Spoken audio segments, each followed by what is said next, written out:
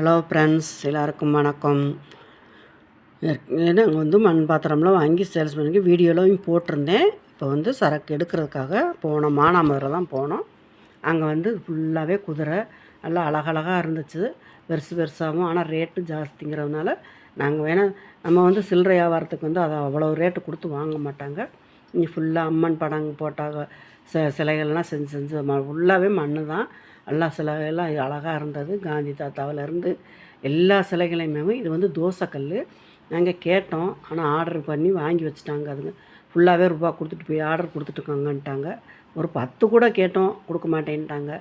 சரின்னு சொல்லிட்டு அப்படியே மற்றதெல்லாம் எடுக்கிறதுக்கு அகல் விளக்கு எல்லாம் இது அக்கினி சட்டி கலர் அடித்து வச்சுருக்கு பெயிண்ட்டு.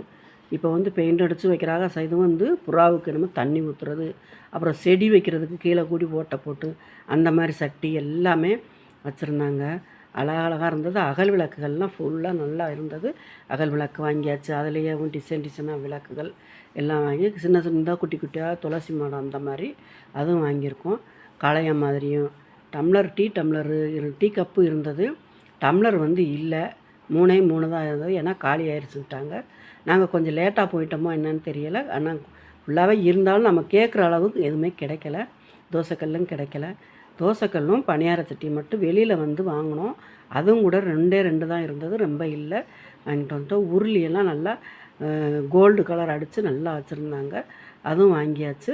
இது துளசி மாடத்துக்கு பூந்தொட்டியை, உண்டியல், இந்த பீப்பாய், நள்ளி வச்சதெல்லாம் இல்லைன்ட்டாங்க.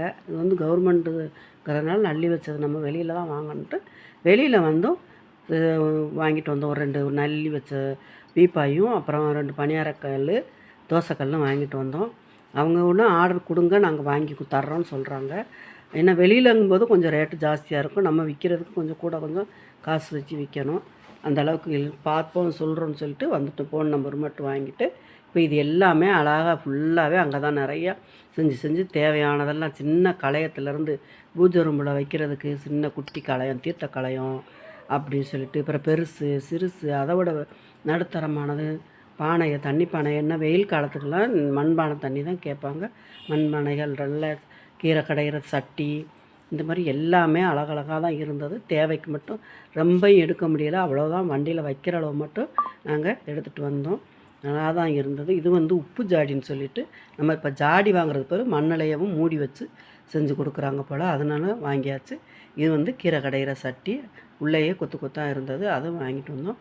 எல்லாமே இந்த மாதிரி அழகழகாக இருக்குது. நம்ம வண்டி அவ்வளோதான் வைக்க முடியுங்கிறனால அந்த அளவுக்கு வச்சு வாங்கிட்டு வந்தாச்சு.